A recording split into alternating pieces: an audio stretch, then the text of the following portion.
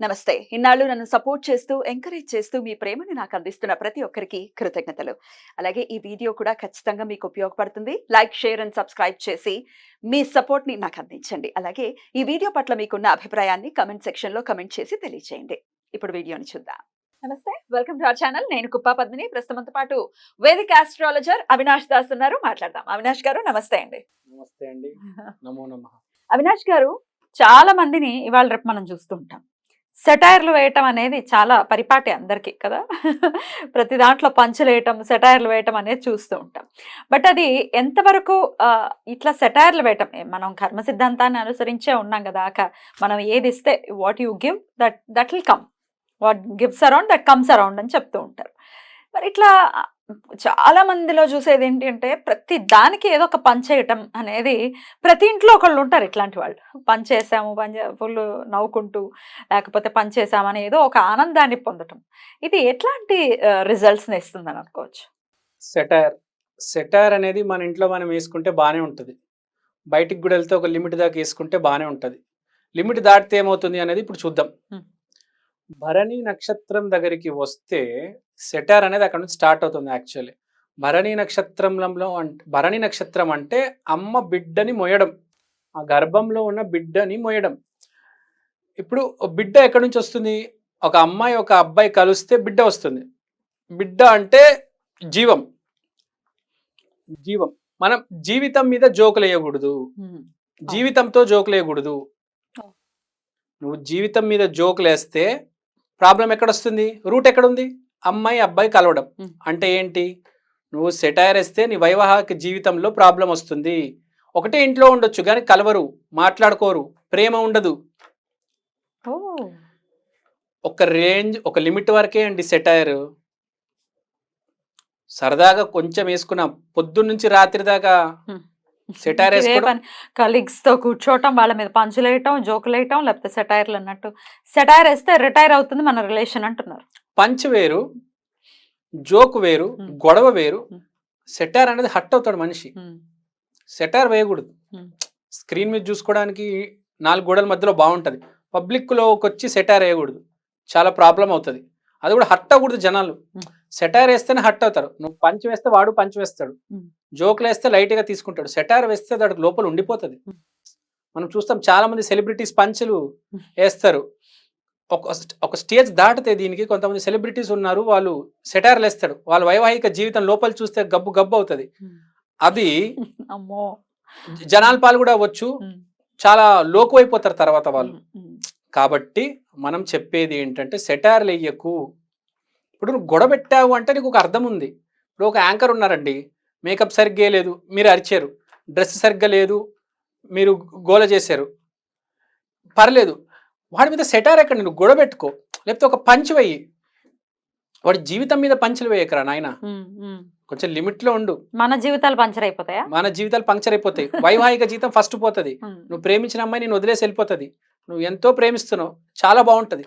ఆఫీస్లో నువ్వు సెటైర్లు ఇస్తున్నావు, ఈమెంట్ సడన్ గా వదిలేసి వెళ్ళిపోయింది. నాకు అర్థం కావట్లేదు ఏంటంటే నువ్వు అక్కడ సెటైర్లు ఇస్తున్నావు, ఇవి వదిలేసి వెళ్ళిపోయింది.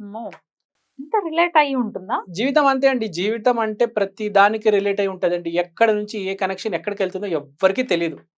చాలా కాంప్లికేటెడ్, చాలా కాంప్లెక్స్ జీవితం అండి. చాలా జాగ్రత్తగా వెళ్ళాలి. ఇప్పుడు నీకు ఇంకో ఎగ్జాంపుల్ చెప్తాను నేను. ఒక చెట్టు ఉంటుంది, ఒక చెట్టు మీద 2.5 సంవత్సరాల నుంచి ఒక పాము బస చేస్తుంది. అంటే దాని ఇల్లే అది. ఒకడు వచ్చాడు, దాని చెట్టు కోసాడు. ఏమవుతుంది అంట తెలుసా అండి? నీ ఇల్లు తగలబడిపోతుంది. నీకు తెలీదు, నువ్వు చెట్టు కోస్తున్నావు అప్పుడు తెలీదు. అది ఇల్లు కట్టుకొని ఉంది, దాని ఇల్లు చెడగొట్టావు, నీ ఇల్లు తగలబడిపోతుంది. యాక్చువల్ గా పాము అయితే ఇల్లు కట్టుకోలేదు కానీ అక్కడ ఉండటం ఉంటది అలా యాంగిల్ అది ఉంటది. కొన్ని పాములు ఉంటాయి, మనం ఏం ఆలోచించకుండా కట్ చేస్తాం. ఏం జరుగుతుందండి? మీ ఇల్లు తగలబడిపోద్ది, లేకపోతే నువ్వే పోతావు. నేను చాలా మందిని చూశానండి, ఇల్లు చుట్టూరు చెట్లు ఉంటాయి, ఒకటేసారి చెట్లకు వస్తారు, ఇంట్లో పెద్ద ఎగిరిపోతాడు. చాలా ఇంట్లో జరుగుతుంది. చెట్టుని కొయ్యకూడదు, రీఇన్స్టాల్ చేయించాలి. అంటే తీసి మళ్ళీ ఇంకో చోట పెట్టిస్తారు. లేకపోతే బ్రాంచెస్ ని కట్ చేయడం, ఎక్కువ బ్రాంచెస్ వచ్చేసాయి, లేకపోతే ఈ కొమ్మలన్నీ ఇబ్బంది పెడుతున్నాయి అని చాలా మంది చెప్తూ ఉంటారు. అది వేరు. మొత్తం తీసేయడం, మొత్తం కొట్టేయడం లాంటి చేయకూడదు. దాని మీద ఎన్ని గూళ్ళు ఉన్నాయో మనకు తెలియదు. పావురాలు, ఇంకెవరెవరు గూళ్ళు పెడతారో తెలియదు. పాము ఉండొచ్చు. పాము ఉందంటే సర్పదోషం పక్కా. సర్పదోషం తగులుతుంది, ఉమ్. నీళ్లు అరే బాబు భూమి నీది కాదురా నాయన, యానిమల్స్ ఉన్నాయి, రకరకాలు ఉన్నాయి, స్పీషీస్ ఉన్నాయి. ఇవన్నీ చెట్టు కట్ చేసే ముందు 10 సార్లు ఆలోచించు. ఇప్పుడు నువ్వు డబ్బు ఖర్చు ముందు ఆలోచిస్తావు కదా, అవును. అది చేయాల్సింది కాదు, అది కాదు. ఉమ్. ఇది చెట్టు కట్ చేసే ముందు, ప్రకృతితో డీల్ చేసే ముందు ఆలోచించాలి, వాటర్తో పెట్టుకునే ముందు ఆలోచించాలి. చాలా మందికి మృగాలతో గండం ఉంటుంది, చాలా మందికి నీటితో గండం ఉంటుంది, కొందరికి చెట్లతో గండం ఉంటుంది. మీరు చూడండి, గండం అనేది ప్రకృతితో ఉంటే చాలా దారుణంగా తయారవుతుంది ఆ పరిస్థితి. అవును. అలా వరదల్లో కొట్టుకుపోయిన వాళ్ళు ఉంటారు, చెట్ల మీద పడిపోయిన వాళ్ళు ఉంటారు, చెట్లు కట్ చేస్తే ఇల్లు తగలబడిపోయిన వాళ్ళు ఉంటారు. ప్రకృతితో చాలా జాగ్రత్త, నీళ్ళతో కూడా చాలా జాగ్రత్తగా ఉండాలి. నీళ్ళేంటి, నీళ్ళతో ఎలా డీల్ చేయాలి. సో మనం ప్రకృతితో పెట్టుకున్నప్పుడు చాలా జాగ్రత్తగా ఉండాలండి. ఎలా పడితే అలా బ్రతకడం కాదు. ఫ్రూట్స్ కట్ చేయడము, మళ్ళీ చెట్లని సాయంత్రం తర్వాత 6 తర్వాత డిస్టర్బ్ చేయకూడదు. మనం డిస్టర్బ్ చేయకూడదు, అవి పడుకుంటాయని చెప్తుంటారు. పడుకుంటాయి, పువ్వులు కోసేస్తూ ఉంటారు చాలా మంది, అది చేయకూడదు. సన్సెట్. అది చేయకూడదు. కొన్ని చెట్లు అయితే ఆత్మలు కూడా ఉంటాయి అని చెప్తారు. చెట్టు మీదనే పోసేస్తూ ఉంటారు, చెట్టు దగ్గర ఏదో చెత్త పడేస్తూ ఉంటారు. ఆ చెట్టు ఏదైనా డస్ట్బిన్ అండి పడేయడానికి? కరెక్ట్. చెట్టు దగ్గర అసలు చెత్త పోయకూడదు అని, ఎక్కడైతే డస్ట్బిన్ ఉందో అక్కడే చెత్త వేయి నువ్వు. లేకపోతే చెట్టు దగ్గర అయితే ప్రకృతి దగ్గర నీళ్ళల్లో చెత్త వేయకు, చెట్టు దగ్గర చెత్త వేయకు. ఇంకెక్కడైనా వెళ్ళి వేసుకో ఆర్టిఫిషియల్ ప్లేస్ లో, చెట్టు దగ్గర అయితే వేయకు. చెట్టుని చాలా జాగ్రత్తగా చూసుకోవాలి. ఇంకోటి, మీరు గడ్డైనా ఓకే, చెట్టు దగ్గరకు మాత్రం పోవద్దు అంట. చెట్టు చాలా పవిత్రమైనది. సో మనం టాపిక్ నుంచి డైవర్ట్ అయిపోయాము. సెటార్ దగ్గరకు వచ్చేద్దాం. సో ఇద్దరు కలవడం వల్ల ఒక గర్భం అంటే ఒక జీవం వస్తుంది. నువ్వు ఇప్పుడు ఒక జీవం మీద జోకులేస్తే వైవాహిక జీవితం, marriage life, love life disturb అవుతుంది. ప్లస్ నేను ఎవ్వరు దగ్గరికి రానివ్వరు. ఎందుకంటే వైవాహిక జీవితమైన ప్రేమ, నేను ప్రేమ దగ్గరికి రానివ్వదు. చాలా మంది ఉంటారు, నాకేంది అసలు కుదరట్లేదు, నన్ను ఎవరు ఇష్టపడట్లేదు, నాకు పెళ్లి అవ్వట్లేదు. వీళ్ళకి పెళ్లి కూడా అవ్వదు. మళ్ళీ ఒకవేళ పెళ్లి అవ్వని వాళ్ళు అయితే పెళ్లి కూడా అవ్వదు, పెళ్లి కూడా డిలే అవుతూ ఉంటది. సెటైర్ అనేది అసలు వేయకూడదండి, చాలా తక్కువ.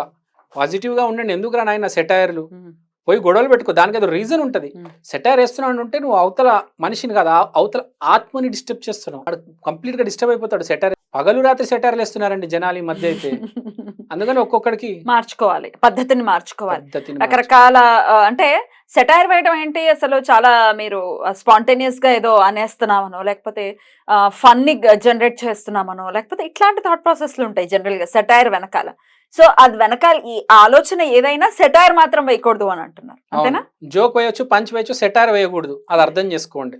థ్యాంక్ యూ సో మచ్ అండి, చాలా చక్కగా తెలియజేశారు. నమస్తే.